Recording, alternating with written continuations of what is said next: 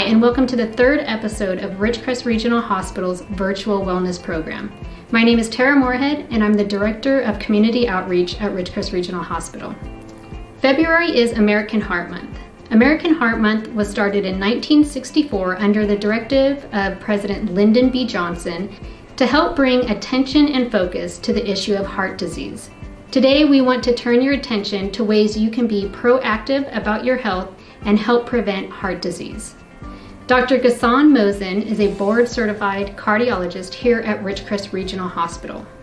Dr. Mohsen is here today to share his expertise with us, how we can be proactive about our health and take better care of our heart. Good afternoon, everyone. I'm going to talk to you a little bit about heart disease today and how you can prevent it. First of all, I want to share with you how significant heart disease is. In this country, it is the #1 cause of death. In fact, 1 out of 4 deaths in this country is due to heart disease. It is easily preventable, so there are things that you can do to help keep it away. First of all, we're going to talk about your eating plan, things that you can eat that can help you stay healthy.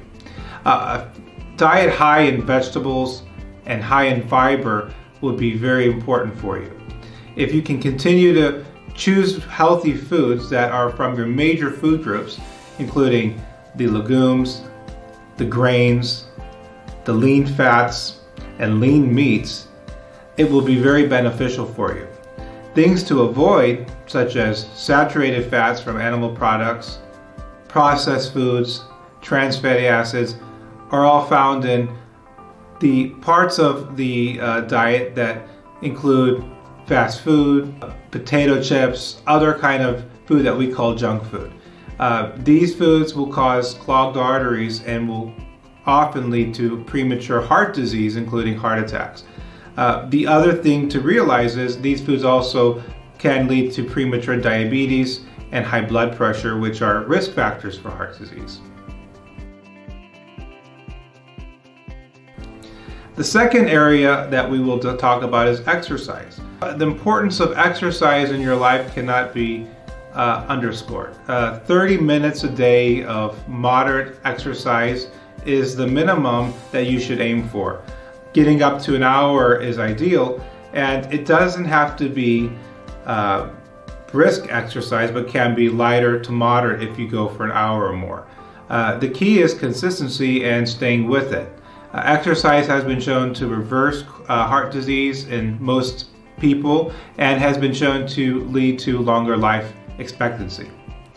If you can incorporate some weight lifting as well as strength training, that has also been shown to improve blood sugar control, which can help prevent heart disease.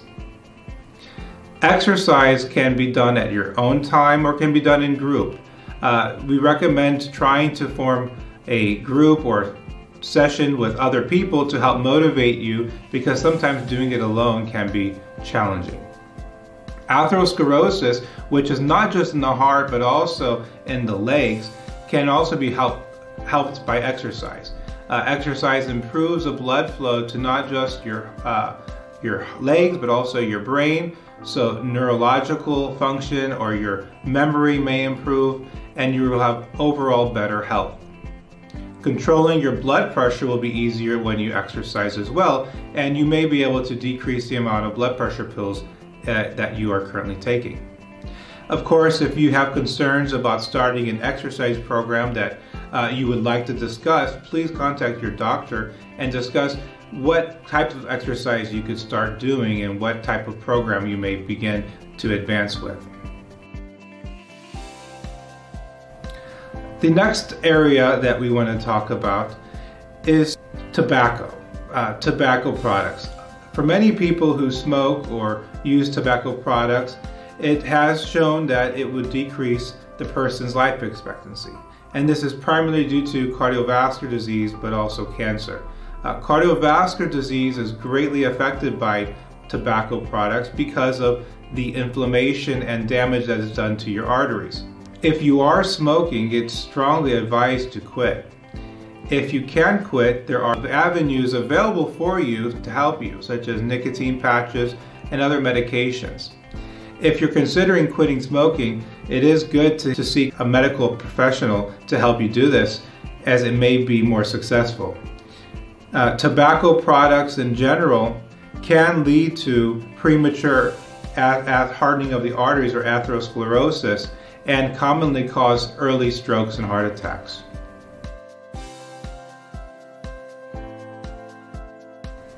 Now that we've discussed diet, we've discussed exercise, and we've talked about tobacco cessation, the next part of your life that we want to work on is your weight. Weight in itself is not an equal player. Everyone has different bone mass, bone density, and so weight is not in itself a risk factor. It's where the weight is distributed that's more of a problem. Generally speaking, people who are overweight carry fat in the abdominal or waist area. If you have abdominal fat, it's a good idea to try to lose weight. The real risk of this is to prevent diabetes, high blood pressure, and hardening of your arteries. Higher weight, or BMI, which is called body mass index, is associated with heart disease, as well as cerebral vascular disease or stroke. If you are overweight, you often have high blood pressure. Your body mass index is calculated by looking at your height versus your weight. So the taller you are, you're allowed to be a little heavier, but there are limits. This may not apply to athletic people who carry more muscle mass, as they are at less risk for adverse heart problems as those who carry generally fat. If you're trying to lose weight, which is definitely encouraged, it can be done in a slow and gradual process. If you begin an exercise program and eat consistently healthy, you should be able to lose weight over a period of time. If you feel like you're stuck and you're not able to lose weight, you may seek out nutritional help by a nutritionist or talk to your doctor to consider weight loss strategies. I don't encourage medication at this time, but sometimes people would benefit from weight loss surgery. I definitely think there is a role for weight loss surgery for certain people who have very high BMIs or very high weights, and in conjunction with lifestyle changes may lead to very good outcomes. We have seen success with many patients who have had minimal weight loss surgeries and go on to lose a very good amount of weight and become healthy.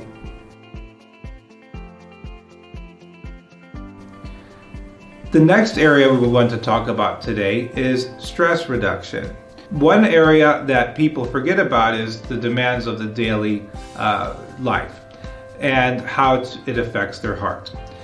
Stress releases your hormone called adrenaline and epinephrine, which are cortisol and hormones released by your adrenal glands. These are in response to the stressful day-to-day activities you may encounter. The result is your levels of sugar, your levels of inflammation, and your blood pressure are all affected. And they are affected in a bad way. The result can be high blood pressure, can be chronic diseases like diabetes, and you may end up having adverse results like an early onset heart attack. So strategies to help you with stress reduction are many. The things we talked about, like exercise, may be one way.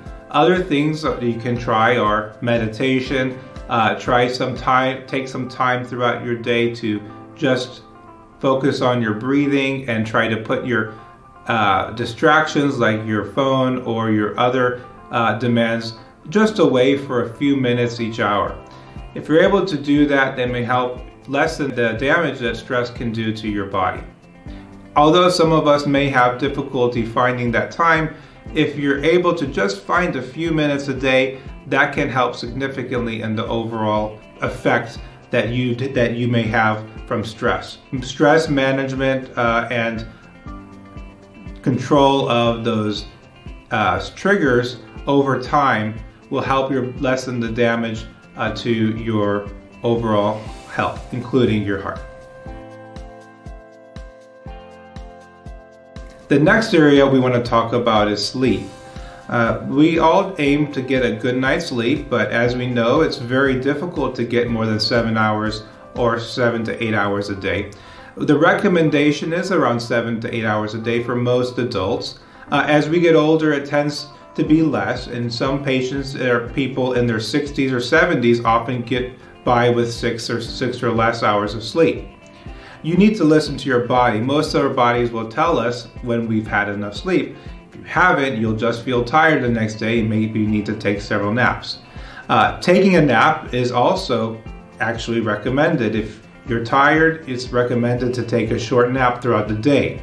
The reason to have good night's sleep is because it allows the body to heal throughout the day when you're up.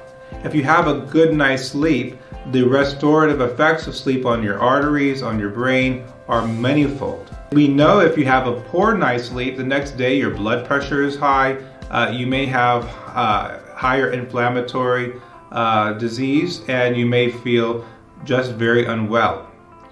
And there has been studies linking poor sleep quality to higher risk of stroke.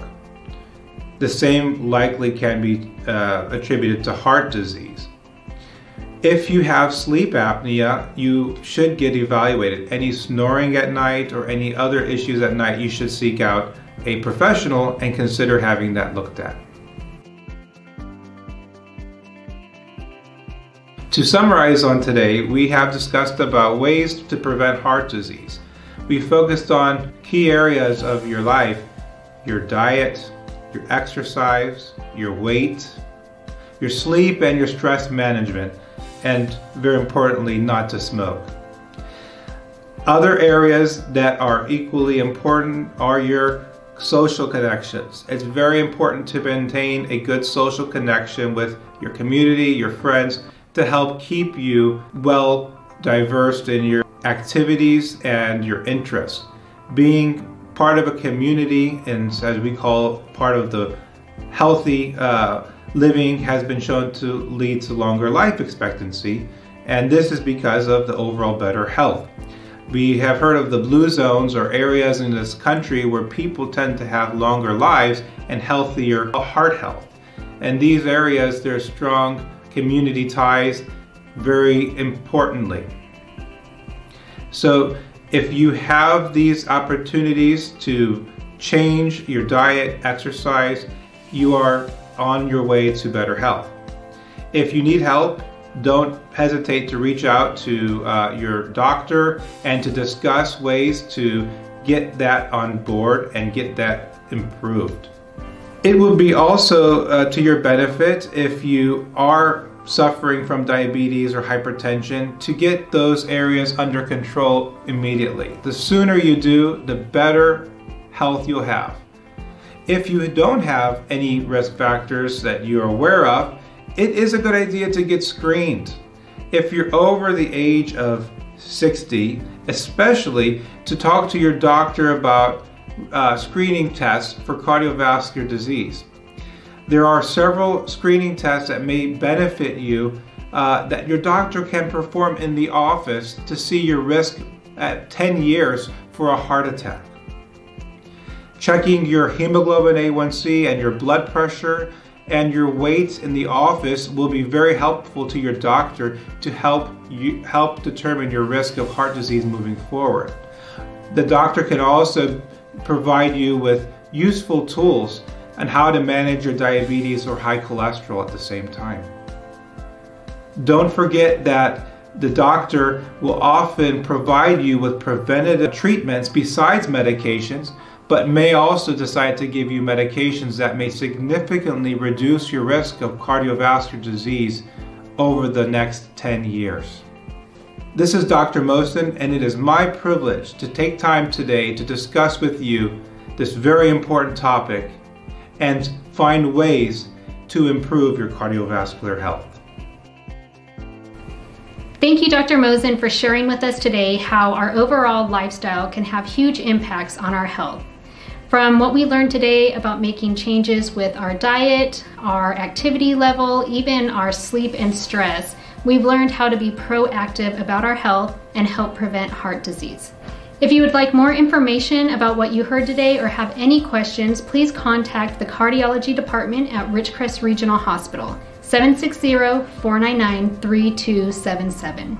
Thank you once again for watching the third episode of Ridgecrest Regional Hospital's Virtual Wellness Program. Stay safe and healthy.